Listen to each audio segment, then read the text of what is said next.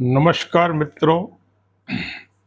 મિત્રો ભારતના રાજકારણમાં અવારનવાર શબ્દોની સાથે જે ખેલવાડ થાય છે અને નવા નવા શબ્દો અસ્તિત્વમાં આવે છે, એમાં એક વર્ગ બહુ ખુશ થઈ જતો હશે અને એ વર્ગ છે ગોબર ભક્તોનો વર્ગ, જેની પાસે અભ્યાસ નથી, જેણે અભ્યાસ કરવો નથી અને બીજાનું અકેલું એને સ્વીકારી લેવું છે. એટલે આવા વર્ગ માટે આવા શબ્દોનું અર્થાંતર, શબ્દોનો અનર્થ, વિકૃત અર્થો, આ બધું આવા લોકોને ખુશ કરવા માટેથી વિશેષ કંઈ નથી હોતું. 15મી ઓગસ્ટ પછી એક નવો શબ્દ આવ્યો, દિમાગી નક્સલ. હવે આ વિચારવા જેવી બાબત છે કે દિમાગી નક્સલ તો અત્યાર સુધી કેવા નક્સલવાદીઓ હતા. ભારતના કેટલાક રાજ્યોમાં નક્સલવાદી પ્રવૃત્તિ કેટલાક લોકો કરી રહ્યા હોય છે અને એને માઓવાદીઓનું સમર્થન હોય એવું કહેવાય છે. એવું આપણી પાસે કોઈ આધાર પુરાવો નથી, પરંતુ આ તો ચોર કોટવાલને દંડે એવી એક આપણી ગુજરાતી કહેવત છે કે ચોર હોય એ કોટવાલને એ ઉપર આક્ષેપો કરે અને એને ગુનેગાર ઠરાવવાના પ્રયાસ કરે. એવી રણનીતિ, એવી વિચારધારા 2001થી ગુજરાતમાં અને 2014થી સમગ્ર ભારતમાં લાગુ થઈ છે. એટલે દિમાગી નક્સલની ઓળખ શું હોઈ શકે? દિમાગી નક્સલની ઓળખ શું હોઈ શકે? કોને દિમાગી નક્સલ કહી શકાય? આ એક વિચારવા જેવી બાબત છે. જ્યાંથી શબ્દ આવ્યો છે એ કોઈ ફાઇનલ એવી ઓથોરિટી છે કે આ શબ્દ સમગ્ર ભારતની જનતાએ કોઈ પણ પ્રકારના વાંધા વિરોધ સિવાય, કોઈ પણ પ્રકારના વાદ વિવાદ સિવાય સ્વીકારી લેવો જોઈએ. આ પણ ખૂબ વિચારવા જેવી છે. અને આજે જ કેમ ભારતની અંદર જંતર મંતર ખાતે જૈનજીનું સફળ આંદોલન થયું. આ કલ્પના બહારની, ભારતના શાસકો માટે કલ્પના બહારની વસ્તુ હતી, કારણ કે જે વિરોધ પક્ષના લોકો હતા એ લોકોની માટે તો પેલા CBI અને ED નામના પોપટો, પાળેલા પોપટો તૈયાર હતા. પરંતુ આ એક એવો વર્ગ હતો કે જેની ઉપર CBI ના છોડી શકાય, ED ના છોડી શકાય અને એમની ઉપર અત્યાચાર કર્યો, પણ છતાંય અડીખમ રહ્યા આ લોકોને. એના કારણે શાસકોએ નમવું પડ્યું, પ્રધાને રાજીનામું આપવું પડ્યું. એટલે આ ભારતના ઇતિહાસની અંદર આ એવી ઘટના છે કે યુવાનોના એક આંદોલનના કારણે કેન્દ્રીય પ્રધાનમંડળે રાજીનામું આપવું પડ્યું હોય. હવે વાત કરીએ દિમાગી નક્સલની, તો કોને કઈ રીતે કહી શકાય, પણ કેટલાક એવા ઉદાહરણો છે કે આ લોકોને તમે દિમાગી નક્સલ કહી શકો કેમ, એ તમારી પર વિચારવા માટે છોડું છું. હું જે ઉદાહરણો આપી રહ્યો છું એ ઉદાહરણોના આધારે તમને એવું કહી રહ્યું છું કે તમે નક્કી કરો. સાથે સાથે આપણે સ્પષ્ટતા લઈએ કે આની અંદર કોઈ પણ વ્યક્તિ, કોઈ પણ સંસ્થા અથવા તો કોઈ પણ રાજકીય પક્ષની બદનામી કરવાનો આશય નથી, અથવા તો ખોટી પબ્લિસિટી મેળવવાનો આશય નથી, પરંતુ હકીકત આધારિત અખબારી અહેવાલોમાં પ્રસિદ્ધ થયેલા અનવાસ્તવિક રીતે જે બનેલા એ બાબતો છે. એવી બાબતોને આપણે ઉજાગર કરવી છે. આ લોકોને તમે દિમાગી નક્સલ કહી શકો કે કેમ? કારણ કે એવા ઘણા બધા ભારતની અંદર, જો આવા બધા સવાલોનું સંકલન કરવામાં આવે તો 1 લાખ કરતાં પણ વધારે આવા પ્રશ્નો મળી શકે. એટલે આપણે બધું ન કરી શકીએ, પરંતુ ગણ્યા ગાંઠ્યા કેટલાક ઉદાહરણો એ છે કે એ આ જે સંસ્કૃતિનું નિર્માણ થયું છે એનું પ્રતિનિધિત્વ કરી રહ્યું છે. હું જે શબ્દો હું જે ઉદાહરણો આપી છે એવી સંસ્કૃતિનું પ્રતિનિધિત્વ કરી રહ્યું છે. મહારાષ્ટ્રના સોલાપુરની નગરપાલિકા કાઉન્સિલ, લેજિસ્લેટિવ કાઉન્સિલના સભ્ય પ્રશાંત પચારિકાએ એવું નિવેદન કર્યું કે ભાઈ જવાનો 12 મહિના સુધી ઘેર આવતા નથી. જવાનો 12 મહિના સુધી ઘેર આવતા નથી અને બાળકના જન્મની મીઠાઈઓ વેચે છે. આ બહુ ગંભીર પ્રશ્ન છે. જવાનો, જે લોકો સરહદ ઉપર રાત દિવસ ઠંડી ગરમીમાં ચોક્કસ ખોરાક પાણી વિના, ટાઢ હોય, તડકો હોય, કારગિલ જેવા યુદ્ધ હોય તો -ડિગ્રી હોય તાપમાન હોય, ત્યાં કામ કરતા હોય, એમની નિષ્ઠા ઉપર અને એમની પત્નીઓની નિષ્ઠા ઉપર કારમો ઘા છે કે ભાઈ જે જોવાનું 12 મહિના, એટલે એનો સીધો અર્થ શું થાય છે કે એમની સ્ત્રીઓ ચારિત્ર ભ્રષ્ટ છે. આવો સીધો આ ભાઈશ્રીએ આવું સવાલ કર્યો. મધ્યપ્રદેશ ભાજપના વીડી શાહે, વિજય શાહે તો પાછું 2025માં જે વિધાન કર્યું કે કર્નલ સોફિયા જે ઓપરેશન સિંદૂર વખતે જેણે ખૂબ સારી સેવાઓ બજાવી હતી અને ભારતને ગૌરવ અપાયું, તો એના માટે આ ભાઈએ એવું વિધાન કર્યું કે જેઓએ અમારી બહેનો, અમારી દીકરીઓને નિશાન બનાવી છે અને તેમને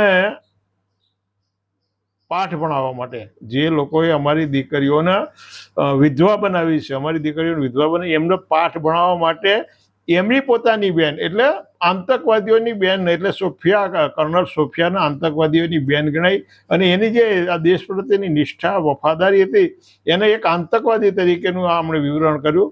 આ વિચારવા જેવી બાબત છે. આને શું કહી શકે? મધ્યપ્રદેશના હાઈકોર્ટે તો 100 મોટો ફરિયાદ દાખલ કરી અને તાત્કાલિક આ વિજય શાહની સામે તાત્કાલિક એફઆઈઆર કરવાનું કહ્યું. એ એફઆઈઆર પણ વ્યાજબી ન હોવાથી ફરી વખતે એફઆઈઆર કરવાની કહી અને એ વખતે વળી પાછા એના બચાવ માટે વળી પાછા આ લોકો સુપ્રીમ કોર્ટ સુધી પહોંચી ગયા હતા. એક આગળનો એ છે કે કારગિલના યુદ્ધ વખતે જે શહીદ થયેલા મનદીપસિંહ, કારગિલના યુદ્ધ વખતે શહીદ થયેલા મનદીપસિંહની પુત્રી ગુરમહેર, એને રામ સમજ કોલેજની અંદર થયેલા વિવાદોમાં કેટલાક જૂથો સાથે વૈચારિક મતભેદો ચાલતા હતા, એટલે અખિલ ભારતીય વિદ્યાર્થી પરિષદના કેટલાક લોકોએ એને રેપની ધમકી આપી હોવાની ફરિયાદ એણે કરવી પડી હતી. સાથે સાથે એ વખતના એક સંસદ સભ્ય હતા, એમણે તો પાછું એવું નિવેદન કર્યું કે ગુરમહેર કરતા તો એમ કે દાઉદ ઇબ્રાહિમ સારો. તો કેમ દાઉદ ઇબ્રાહિમને લઈ આવ્યા નહીં? બણગા તો બહુ મારવામાં આવતા હતા, હવે દાઉદ ઇબ્રાહિમને લઈ આવીશું. 25-26 વર્ષ થયા તો દાઉદ ઇબ્રાહિમને લાવી શકાતો નથી. કિરણ રિજ્જુ એ વખતના કેન્દ્રીય મંત્રી હતું, એણે પાછું એમ કહ્યું કે ભાઈ ગુરમહેરનું કોઈક બ્રેઇન વોશિંગ કરી રહ્યું છે, એટલે ગુર રહેમનું કોઈક બીજા લોકો, એટલે માની લેવાનું છે કે ભાજપ સિવાયના જે પક્ષો હોય એ લોકો એનું બ્રેન વોશિંગ કરી રહ્યા છે. અર્જુન મોઢવાડિયાએ એ વખતે એક કરતાં વધારે વખત અત્યારના જે શાસકો છે એમનો રંગા બિરલા કહ્યા હતા.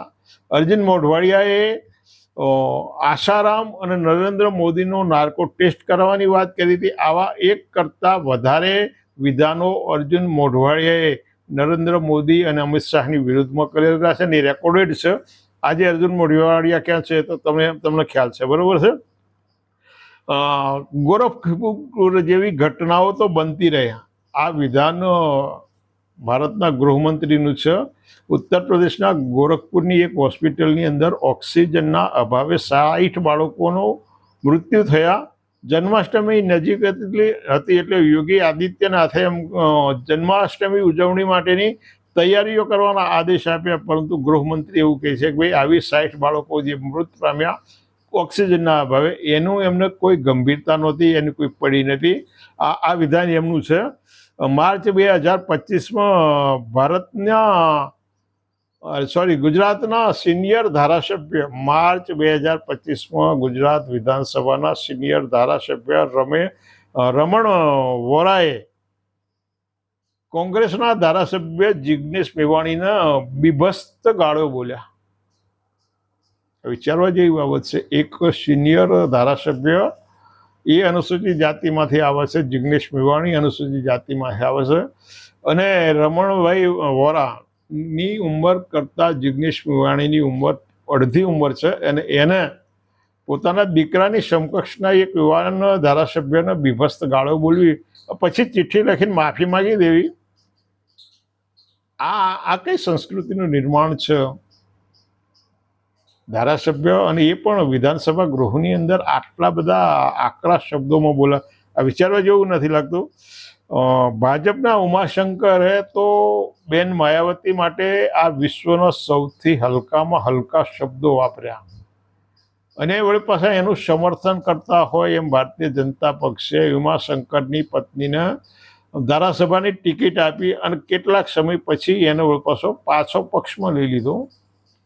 એટલે આ ભાઈ જે બેનજી માટે જે શબ્દો બોલ્યા હતા એનું આડકતરી રીતે સમર્થન નથી. આને કેવા નક્સલવાદી કહી શકાય? આ જે શબ્દો આ જે લોકો આવા બોલે છે આને કેવા તમે નક્સલવાદી કહી શકશો? આ પણ વિચારવા જેવી બાબત છે કે દિમાગી નક્સલ એટલે આ લોકોને કેવા કેવા કહીશું? આ બહુ વિચારવા જેવી બાબત છે. રમેશ બિધુરી, ભારતીય જનતા પક્ષના સંસદ સભ્ય, સંસદની આ દેશનું સર્વોચ્ચ લોકશાહીનું ગૃહ અને એ ગૃહની અંદર સંસદ સભ્ય કોઈ પણ પક્ષના અને કોઈ પણ ધર્મ જાતિ વર્ણના લોકોની વિરુદ્ધમાં અને ખાસ કરીને મુસ્લિમોની વિરુદ્ધની અંદર અને લોકસભાની અંદર જે એ શબ્દો વાપર્યા અને છતાં એની સામે કોઈ પગલાં લેવામાં નથી આવ્યા. એટલે એની સામે પગલાં લેવામાં ના આવે એનો અર્થ એ છે કે રમેશ બિધુરી જે બોલ્યો તો મુસ્લિમો માટે હટ્ટા કટ્ટા અને બીજું જે કંઈ બોલ્યો તો એનું આ લોકો પરોક્ષ રીતે સમર્થન કરે છે. આ દિમાગી નક્સલ કે ના કહી શકાય. આ વિચારવા જેવી બાબત છે. ભાજપ કર્ણાટકના ખૂબ વખણાયેલા 16,000 કરોડના કૌભાંડમાં વખણાયેલા અને ભારતીય જનતા પક્ષે કાઢી મૂક્યા પછી પાછા આવેલા યેદિયુરપ્પાએ તો એક વખત એવું વિધાન કર્યું કે મતદારોના ઘરમાં ઘૂસો, એમના હાથ પગ બાંધો અને ભાજપને મત અપાવો. એટલે ભારતમાં લોકશાહી છે, સરમુખત્યારશાહી છે, ગુંડાશાહી છે, શું છે? અને આ ભાઈશ્રી પણ લોકશાહીનું સમર્થન કરે છે, લોકશાહી રીત રસમો જેવો છે કે એ ગુંડાઓની ટોળકી નિભાઈ રહ્યા છે. આ એમના જે શબ્દો હતા. હું જે કંઈ હકીકતો રજૂ કરી રહ્યો છું એ ઓન ધ રેકોર્ડ આધાર સાથેની રજૂઆતો છે. એટલે કાલે કોઈ ઉઠીને કોઈકની ઈચ્છા થાય કે ભાઈ આ ભાઈની સામે આપણે કાનૂની પગલાં લેવા, હું જે કંઈ કહી રહ્યો છું એ ચોક્કસ આધારો સાથે કહી રહ્યો છું. 2019માં ભાજપના હરિયાણાના મનોહર ખટ્ટરે તો પાછા પોતાના જ પક્ષના એક રાજ્યના મુખ્યમંત્રી પોતાના જ પક્ષના વ્યક્તિનું માથું વાળવાની ધમકી આપતા હોય એવો વિડીયો વાયરલ થયેલો હતો. આને કઈ દિશામાં આપણે લઈ જઈશું અને આને કઈ કેટેગરીમાં વર્ગીકૃત કરી શકાય? આ વિચારવા જેવી બાબત છે. 2015માં ઓવેસીનું માથું લાવો અને 10 લાખ લઈ જાઓ એવું હિન્દુ મહાસભાએ 30/5/2015ના રોજ જાહેર કર્યું હતું. 30/5/2015 16નો ગુજરાત ટુડેનો આ અહેવાલ છે. અને એ પછી વળી પાછું બીજા એક મહાશય હતા, એમણે તો એવું જાહેર કર્યું કે ભાઈ ઓવેસીને ભારતમાં રહેવાનો અધિકાર નથી. ઓવેસીનું જીભ કાપી લાવે એને 1 કરોડ રૂપિયાનું ઇનામ આપવામાં આવશે. કોણે? આ ઉત્તર પ્રદેશ ભાજપના શ્યામ પ્રસાદ ત્રિવેદીએ આવું વિધાન કર્યું હતું. રામદેવે એવું વિધાન કર્યું કે ભાઈ રાહુલ ગાંધી દલિતોના તો હનીમૂન કરાવવા જાય છે. એટલે રાહુલ ગાંધીએ સમજીને રામદેવનું આ દુઃખ દૂર કરવું જોઈએ. રાહુલ ગાંધી એમના પરિવારમાં, રામદેવના પરિવારમાં હનીમૂન મનાવવા નહીં જતા હોય, માટે રામદેવ આવું વિધાન કર્યું હશે એવું માની શકવાના એમના વિધાન ઉપરથી લાગે છે. આ વિચારવા જેવી બાબત છે. રાજસ્થાન ભાજપના નેતાઓએ તો કેમેરાની સામે ગૌ હત્યામાં સામેલ લોકોની એમણે હત્યા કરી હોય અને એનો હત્યા કરનારા લોકોને એ પ્રોત્સાહિત કરતા હોય એવો વિડીયો એક વખતે વાયરલ થયો હતો. અને અમે अब तक हमने 5 को मारा है, अब तक જ્ઞાનદેવ આહુજાએ વિડીયોની સામે એવું अब तक तो हमने 5 ને મારા છે. 2014માં વર્તમાન કેન્દ્રીય મંત્રીએ કહ્યું હતું કે મુઝફ્ફરનગર 2014માં વર્તમાન કેન્દ્રીય ગૃહમંત્રીએ એમ કહ્યું હતું કે મુઝફ્ફરનગરના તોફાનોનો બદલો લઈશું. એટલે તોફાનો મુસ્લિમોએ કરાયા હોય એવો આરોપ હતો. આ બધી ઘટનાઓ આ તો માત્ર ઉદાહરણરૂપ બનાવો એટલા માટે છે કે જે સંસ્કૃતિનું નિર્માણ કરવામાં આવ્યું છે એનું આ ઉદાહરણો પ્રતિનિધિત્વ કરે છે. જે સંસ્કૃતિનું નિર્માણ કરવામાં આવ્યું છે આવા 1 લાખ કરતાં વધારે વિધાનો સમગ્ર ભારતની જુદી જુદી ભાષામાં સમગ્ર ભારતની અંદર જુદા જુદા લોકોએ જુદા જુદા સમયે રજૂ કર્યા છે. અને છતાંય એમની સામે ક્યારેય કાનૂની કાર્યવાહી, આ મેં જે ઉદાહરણો આપ્યા એમની સામે ક્યારેય કાનૂની કાર્યવાહી નથી કરવામાં આવી. કારણ કે પોલીસે, જે તે પ્રદેશની પોલીસે હવે ખાખી ભાજપના ખીસ પહેરવાના બાકી છે. આખું જે જંતર મંતર ખાતે જે આંદોલન ઊભું થયું એ પણ શામાંથી થયું એના મૂળ તપાસો તો ન્યાયતંત્રના ઉચ્ચ સિંહાસન પર બેઠેલા વ્યક્તિ આ દેશના યુવાનોની સરખામણી એમણે વંદાઓ સાથે કરી. આ એનાલિસિસ કરવા જેવું છે. દેશના ન્યાયતંત્રના ઉચ્ચ સ્થાને બેઠેલા મુખ્ય ન્યાયાધીશ સૂર્યકાંતે આ દેશના યુવાનો, બેરોજગાર યુવાઓની સરખામણી વંદાઓ સાથે કરી. જે વંદાઓ તમારા ઘરમાં કંઈક ખોતરી ખાય છે, કંઈક ખાઈ જાય છે અને નુકસાન કરે છે, ગંદકી ફેલાવે છે. એટલે આ યુવાનો આ દેશને કોરી ખાતા હોય, દેશને નુકસાન કરતા હોય અને આ દેશનો ગંદકી ફેલાવતા હોય એવા પરિવાર સાથે એમણે આ દેશના યુવાનોનું મૂલ્યાંકન કર્યું. એક શબ્દ કોકરોચ શબ્દએ કેટલું બધું સર્જન કર્યું.